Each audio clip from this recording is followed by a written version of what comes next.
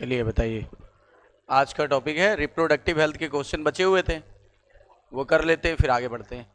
Which of following is not a natural और traditional contraceptive method? कौन सा natural या ट्रेडिशनल मेथड में नहीं आता? अब देखो नॉट लगा हुआ है तो क्या आ जाएगा?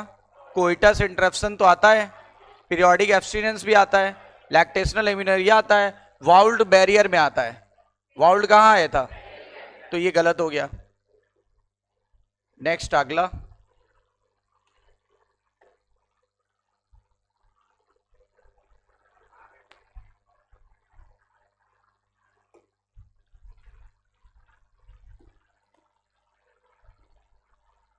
हाँ सेकंड बताइए मैचिंग वाला। नॉन मेडिकेटेड में आया था लिप्स और लूप्स। नॉन मेडिकेटेड में आया था लिप्स और लूप, यानी 2 नंबर से 3 नंबर से मैच होगा। ठीक। कॉपर रिलीजिंग वाले में आया था मल्टी लोड 375, यानी 1 नंबर से मैच होगा। हार्मोनल रिलीजिंग आईयूडी में आएगा LNG20 यानी 4 से मैच होगा। और इम्प्लांट मैच होगा प्रोजेस्ट्रॉन से। तो ये हो गया आपका सेकंड, और इस हिसाब से अपना ऑप्शन जा रहा है 3 1 4 2। 3 1 4 2 आंसर 4। देख लो सारे नीट के ही हैं। नेक्स्ट है match the list 1 with list 2। List 1 को लिस्ट 2 से मैच करना है। वैसेक्टोमी का मतलब हो गया सर्जिकल मेथड। कोइटस इंटरप्शन हो जाएगा नेचुरल। ठीक है। सर्विकल कैप मैच हो जाएगा किससे? बैरियर से। और सहेली मैच होगी ओरल से। कौन सा ऑप्शन? First option. ये फोर्थ देखिए एसर्जन रीजन टाइप का। देखिए कह रहा है एसर्जन क्या है? Amniocentesis for sex determination is one of the strategy of reproductive and child health care. Amniocentesis है तो स्ट्रेटजी, पर यह जानने के लिए नहीं है कि बच्चे का सेक्स क्या है, बल्कि यह जानने के लिए है कि होने वाले बच्चे में कोई बायोकेमिकल डिसबैलेंस तो नहीं है, कोई आनुवंशिक रोग या जन्मजात रोग तो नहीं है, यह जानने के लिए है। तो यह तो गलत हो गया, रॉन्ग हो गया। Ban on amniocentesis check the increasing menace of foeticide, ये सही है। यानी एसर्जन इज रॉन्ग और रीजन इज ट्रू। ऑप्शन हो गया चौथा। Lippes loop is the type of contraceptive, answer आ जाएगा नॉन मेडिकेटेड। अभी किया था हम लोगों ने। Match the list 1 with list 2। List 1 को मैच कराना है। डायाफॉर्म, डायाफॉर्म बैरियर में आएगा तो they cover the cervix to block the entry of sperm, सही है 4। कॉन्ट्रासेप्टिव पिल्स आ जाएगा inhibit ovulation and plantation. Intrauterine devices phagocytosis, second. Lactational amenorrhoea जो है वो हो जाएगा absence of menstrual cycle and ovulation following parturition, यानी थर्ड। ऑप्शन कौन सा हो गया?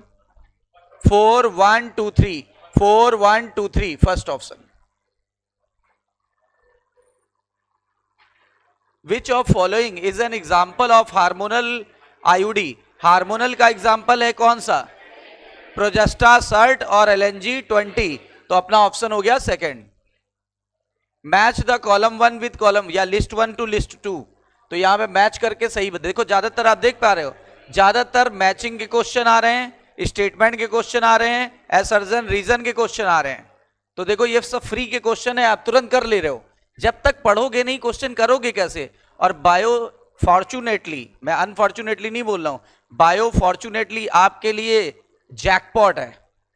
नीट एस्पिरेंट्स के लिए जैकपॉट है। बायो में 360 में 350 तो लाया ही जा सकता है, और अगर थोड़ा सा स्मार्टली करो तो 360 में 360 भी लोगों के आए ही हुए हैं। ठीक है ना। माना कि पेपर में 1-2 ट्विस्ट क्वेश्चन आपके गलत हो सकते हैं, छोड़ सकते हो, 2 छोड़ भी दो, एक छोड़ भी दो, एक गलत भी हो गया, तब भी आपके क्या होगा, लगभग आपके 350 के करीब मार्क्स आ जाएंगे। और बायो में बहुत अच्छे से आ जाते हैं, आप खुद करके देख रहे हो, कॉन्फिडेंस बूस्टअप होगा। अभी जेनेटिक्स के कराएंगे, वो सब कराएंगे। देखना 12th का वेटेज बहुत ज्यादा है, इसलिए 12th पे बिल्कुल फोकस कर लो भैया। आपके लगभग 50% मार्क्स तो ऐसे ही बन गए। 11th में बहुत सारे टॉपिक रिवाइज कराए, उसके बन गए। और मैं इसलिए रिकॉर्ड भी कर दे रहा हूं ताकि आपको क्या हो, कभी क्लास नहीं आए, नहीं देख पाए तो आप फास्ट फॉरवर्ड करके देख लें।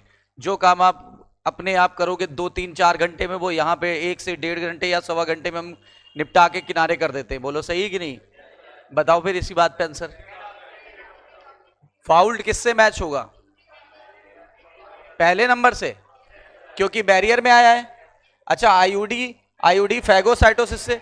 देखो वही क्वेश्चन घुमा फिरा के आ रहे हैं, देख लो भी कहां से क्वेश्चन बनाएगा। कुछ चैप्टर ऐसे हैं जैसे मार्फोलॉजी, एनाटमी, और उसके अलावा आपका ये एनिमल किंगडम, प्लांट किंगडम, उसमें मजबूरी है, एग्जाम्पल तो बदल नहीं दोगे।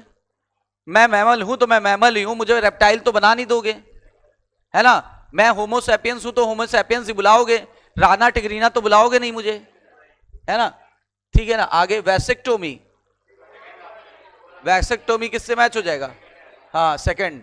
और tubectomy removal of fallopian tube. देखो ट्यूब आ रहा है ना, तो ट्यूबेक्टोमी, उसमें वास्ट डिफरेंस आ रहा है ना, तो वैसेक्टोमी। ये मेल में यूज किया जाता है, ये फीमेल में। कौन सा ऑप्शन मैच हुआ? सेकंड। नेक्स्ट अगला, प्रोजेस्ट्रॉन अकेले या तो प्रोजेस्ट्रॉन एस्ट्रोजन के कॉम्बिनेशन में कॉन्ट्रासेप्टिव मेथड की तरह यूज किया जा सकता है। किस फॉर्म में? पिल्स में भी लिया जा सकता है, इंजेक्शन भी लिया जा सकता है, इम्प्लांट करके स्किन के नीचे भी डाला गया था। आंसर हो जाएगा third. Which of following is a correct statement? कौन सा स्टेटमेंट करेक्ट है? IUD once inserted need not to be replace. कह रहा है एक बार आईयूडी अंदर डाल दी जाती फिर रिप्लेस करने की जरूरत नहीं पड़ती, ऐसा थोड़ा ना होता है, ठीक है ना। IUD are generally inserted by user herself. गलत। Expert doctor and expert nurses, expert doctor और एक्सपर्ट नर्सेस की जरूरत पड़ेगी, तो गलत हो गया। IUD increase phagocytosis of sperm in the uterus, sir ये सही है। और आईयूडी सप्रेस गैमेटोजेनेसिस, ये तो नहीं करता। Which of following contraceptive method do involve a role of hormone? मतलब किसमें हार्मोन का ही प्रयोग किया जाता है? देखो बैरियर में तो कोई हार्मोन नहीं, लैक्टेशनल एमिनोरिया में कोई हार्मोन नहीं, लेकिन पिल्स में यूज किया जाता था, तो ये ऑप्शन गलत हो गया। हमें तो सारे चाहिए ना हार्मोन वाले। कॉपर टी हार्मोन बेस्ड नहीं होती, sorry, copper T hormone based नहीं होती, पिल्स होती है, इमरजेंसी पिल्स थी, याद करो। उसके बाद तो ये तो गलत हो गया। पिल्स भी आएगा, इमरजेंसी कॉन्ट्रासेप्टिव भी आएगा, बैरियर नहीं आएगा। लैक्टेशनल एमिनोरिया, हाँ देखो कॉपर टी में लेकिन कॉपर आ रहा है ना,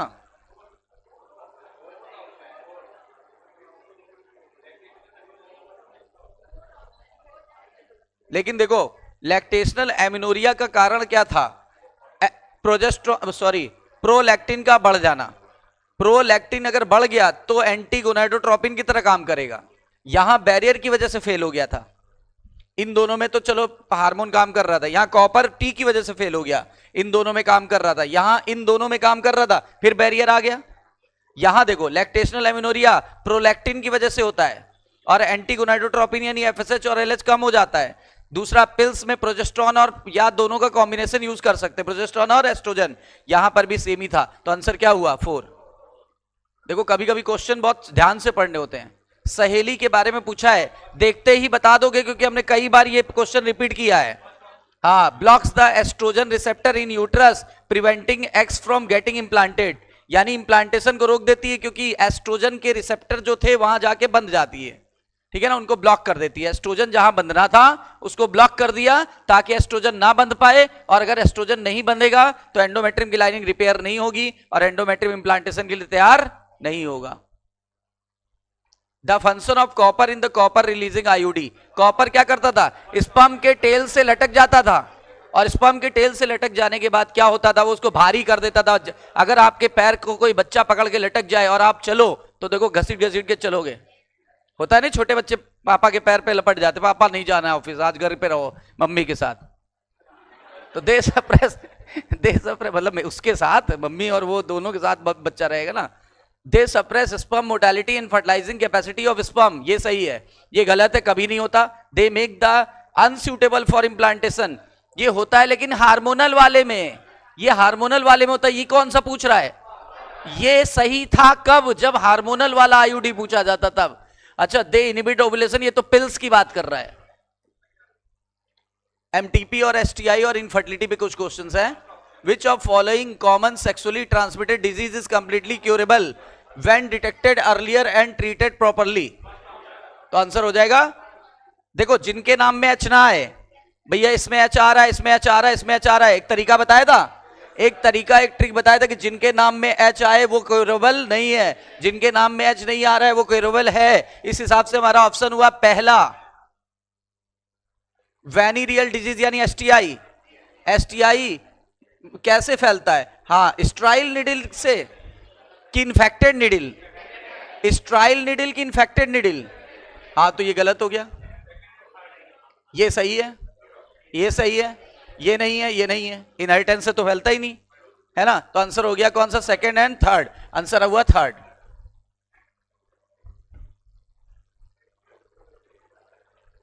विच of following STI are not curable? फिर वही बात, जिसके नाम में एच आ जाए वो नॉट क्योरेबल। बताओ, एच एच एच हो गया। Which select the option including all STD, जिसमें सारे एसटीडी हैं।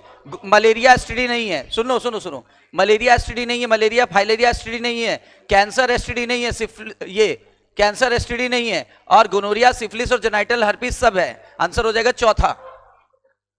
देखो खोज लिया करो ना कौन नहीं है। यहां बीच में मलेरिया फंसा है, यहां फिर मलेरिया फंसा, फाइलेरिया भी आ गया, यहां कैंसर आ गया, यहां ऐसा कुछ नहीं आ रहा है, तो सारे सेट हो गए। Which of following technique the embryo are transferred to assisted those female who cannot conceive? तो कौन सा होगा? कह रहा है जो फीमेल कंसीव नहीं कर पा रही है। नहीं नहीं, एक हो जाएगा आपका कंसीव नहीं कर पा रही है ना, मतलब वो तो टेस्ट ट्यूब बेबी प्रोग्राम करो, ZIFT और IUT, तभी तो आप फर्टिलाइज करके भेज रहे हो। अगर वो कंसीव कर ही लेती तो आप क्यों भेज रहे हो बाहर से? टेस्ट ट्यूब बेबी में क्यों बनाया? ताकि टेस्ट ट्यूब के अंदर क्यों बनाया? ताकि वो फीमेल के अंदर वो वातावरण ही नहीं था कि वो फर्टिलाइज कर लेती। अगर फर्टिलाइज कर ही लेती तो टेस्ट ट्यूब में बनाने की क्या जरूरत थी? डायरेक्ट उसके यूट्रस में नहीं फर्टिलाइज, मतलब फैलोपियन ट्यूब में फर्टिलाइजेशन नहीं हो जाता। Which of following STD does not specifically affect reproductive organ? कौन सा रिप्रोडक्टिव ऑर्गन को इफेक्टिवली नहीं वो अफेक्ट करती है? जेनाइटल वार्ड्स करेगी, हेपेटाइटिस बी करेगी, सिफिलिस और जेनाइटल हर्पीस करती है। थर्ड, एड्स और हेपेटाइटिस बी, ये सेट डायरेक्ट जेनाइटल ऑर्गन्स को अफेक्ट नहीं करता है। अब मैच कराना है। देखो ये बहुत पहले आया करता था, 17 में आता था। तो उसमें क्या होता था ना, जैसे अभी तो आपके सिलेबस में ये नहीं लिखा किससे होता है, लेकिन इससे एक आइडिया लगेगा। गोनोरिया होता है उस बैक्टीरिया से जिसके नाम में गोनोरी आता है, निसीरिया गोनोरी, ठीक है। अच्छा, फिर सिफिलिस जो होता है ट्रिपेनोमा पैलिडम से होता है, ट्रिपेनोमा पैलिडम। जेनाइटल वार्ड्स जो होता है ह्यूमन पैपिलोमा वायरस से, और डी मैच हो जाएगा HIV से, डी मैच हो जाएगा HIV से। क्लियर है ना? In case of couple where the male is having a very low sperm count, मतलब मेल का स्पर्म काउंट काफी कम है, पक्की बात है AI उपयोग कर लो, AI का उपयोग कर लो। थर्ड, देखो पढ़ते ही समझ में आ जाएगा, ऑप्शन भी छूने की जरूरत, देखने की जरूरत नहीं है। हो गया ये क्लियर? हाँ, तो इतने थे बनने, जो इतने अब तक आए थे 17 तक, तो वो मैंने आपको करा दिए। क्लियर है?